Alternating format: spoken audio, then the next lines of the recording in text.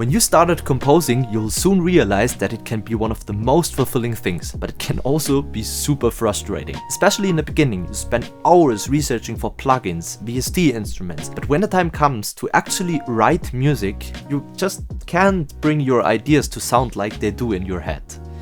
In this video, I'll share 7 things that I wish someone had told me back when I started composing. And if you ever have been told not to copy your heroes, like I have been told not to copy Hans Zimmer, don't listen. We'll explore how to do it right, why it makes sense, and how it can actually help you to become a better composer. Now, let's get started.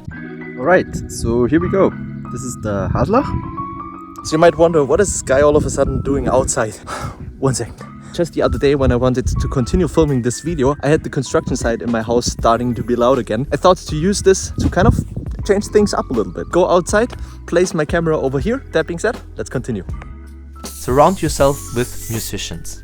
Creating and composing music can be a lonely activity, but it doesn't have to. Whether you're joining a orchestra, a big band, maybe make your own band, or you even just bring in musicians every now and then to play on your pieces. This is just something that I have discovered makes the difference. Not only do you connect on a personal level and share experiences, which is always nice, but you also get a lot of inspiration. And if you work with, let's say, a guitarist, if you're a drummer, you will definitely elevate your music to the next level. Just as a quick example, listen to that song where I tried to play a guitar solo.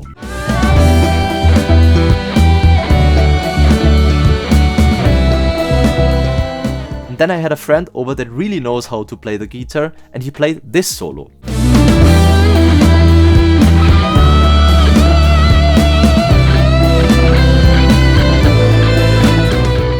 So not only does it sound way better, but also I do now have a personal connection to the piece of music, remembering the time when we sat together and recorded him playing the guitar. Master your tools.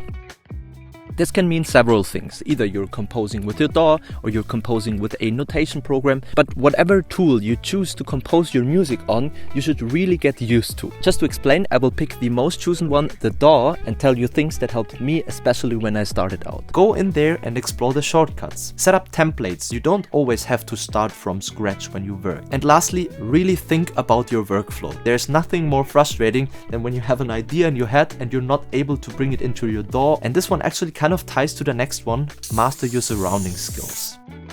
When it comes to music composing, there are like 2 camps, the one being music theory driven and the other being music production driven. Either one you choose, you should really become a master of it. Just as an example, Hans Zimmer, the soundscapes that he creates are just sounding incredibly good. Whereas composers like John Williams know their craft of music theory like almost no one else during their area. So when you're into music theory, really try to learn everything surrounding your music theory, and if you're into production, really learn what it means to set up a microphone, do a proper recording, mix down, mastering. Learn all the surrounding skills besides composing music. Which brings us to the next one. Listen, listen, and listen. Whether you're into music theory or into producing and recording, quality listening is one of the most important things you can do. As an example, you sit down, pull up the Star Wars score and focus solely on the music theory. Or you sit down, pull up the soundtrack of Inception and focus solely on the music production. So you could even bring this one step further. If you're into music theory, try to replay the stuff either on your guitar or on your piano, which is ear training and kind of one of the most important things we as a musician can do. On the other hand, with the production, try to recreate the stuff, which brings us directly to the next point: recreate songs.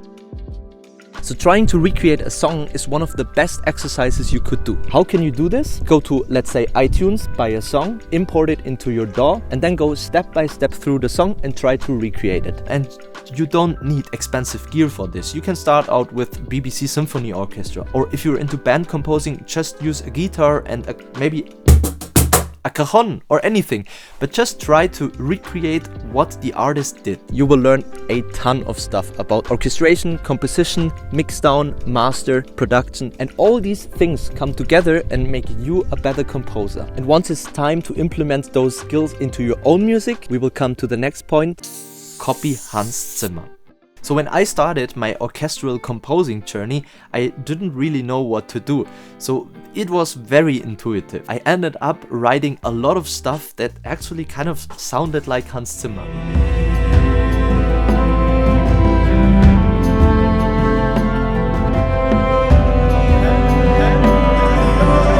I remember one teacher in Zurich telling me, dude, you really like Hans Zimmer from the sound. Why are you copying him? And this kind of got me thinking, yeah, like, how do I actually feel about it? There's a saying that totally changed my point of view when it comes to covering or trying to sound like somebody. And it's copy taste.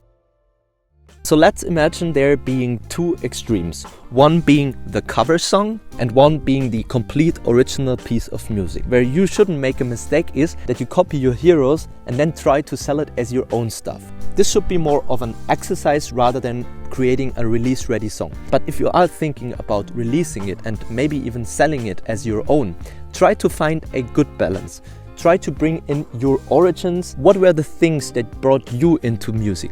What are the things that make you unique? And then try to combine it with the elements of the heroes that you have. And hopefully you will find that sweet spot that the music that you create not only is the music that you like, but also is a unique piece of music. This is always an ongoing process, and with every piece you do, you will be a little bit more on the scale of copying or a little bit more on the scale of being yourself. But I think it's totally fine, and we should just acknowledge for something that it is and try to find the sweet spot where we feel the most comfortable with. And I think this is where a lot of this controversy comes from. People just copy and paste instead of copy and taste the music.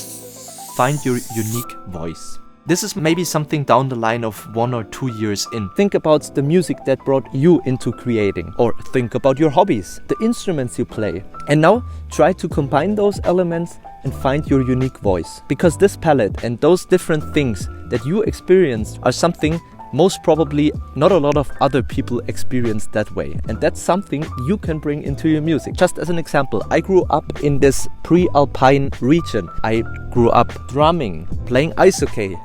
Like, there's a lot of activity in my life. So when I compose something, it sounds kind of like there's a lot of activity in my music as well. So whenever you think about starting your journey to find your voice, I highly encourage you, because it's just a lot of fun and it awakens a lot of fun memories. As soon as you're shifting away of only covering or of only finding that fine balance, you will start to find your own voice. I hope you enjoyed this. We're about to hit 3,000 subscribers. If you want to be part of this, hit that subscribe button down below. If you want to see a mini documentary about one of my favorite composers, Hans Zimmer, click here. Thank you so much for watching and take care. Bye bye. Now I have to go. Take my bicycle and ride home. Let's go.